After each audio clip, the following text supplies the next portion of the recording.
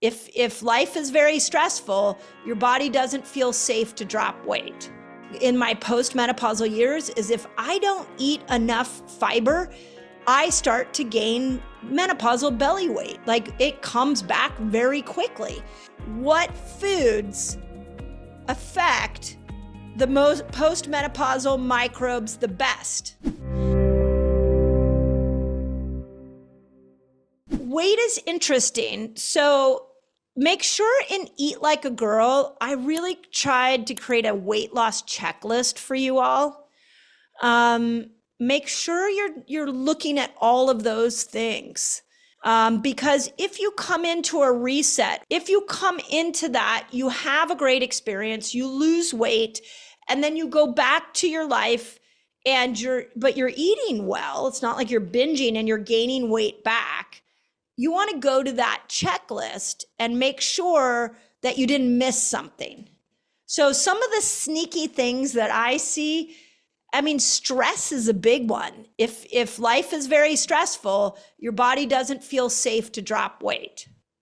Another really sneaky one that I've felt for myself is in my postmenopausal years is if I don't eat enough fiber, I start to gain menopausal belly weight. Like, it comes back very quickly.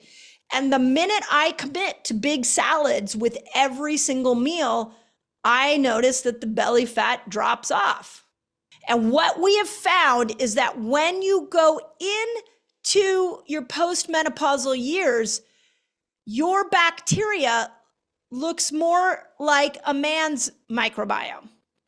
And that the estrobolome seems to disappear, which blows me away and has me wondering if we truly understand, which we don't, that microbiome shift that happens as we go into the postmenopausal years.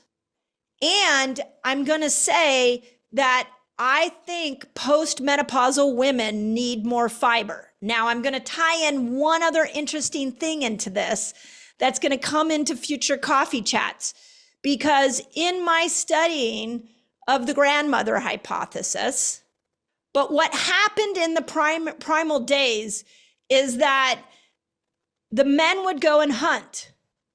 When they came back with a kill, which was 3% of the time, not very successful, they would feed the other men first, because it was status. It was an inborn status. Like, look, bro, look at my kill. I made a kill. You can share in my kill. Then the woman who was the fertile woman got fed next, because she was would help with the procreation. Then the children got fed. The last one on the totem pole was the grandmother, which meant she had to go a longer period of time without food, which my belief, I'm going to ask Kristen this on Monday, is that that's why postmenopausally we do really well with fasting, is because once that hormone shift happens, we are more prone to this grandmother hypothesis. There's a reason we live 42.5% of our life post-reproductive, and we are meant to thrive in a fasted state more because we had to learn how to go without food. The second thing that I want to say is we also were the collector of tubers. We were the collector of plants. So I believe that there's something in this transition of our microbiome into the postmenopausal years that makes plants and makes fasting more important for us. So when we're gaining weight in those post years, I think it's because we're not fasting enough and we're not eating enough plants, because that's how the postmenopausal woman was designed. And I brought this attention to Colleen, the head scientist of Pendulum, because she told me that they are now researching what foods affect the most postmenopausal microbes the best. And she told me, she goes, I'm a scientist. Scientists don't tell you what they find until they have completed the study. And I said, okay, Well, can I guess what food might be the best for postmenopausal women? And she's like, sure. I'm like, sweet potatoes. And she's like, got a big smile on her face. And she's like, how did you know that? And I said, because postmenopausal women were gathering tubers. They were probably in their postmenopausal corner hanging out with all the other grandmothers eating tubers and plants because the meat wasn't left for them because everybody else in the tribe got fed the meat.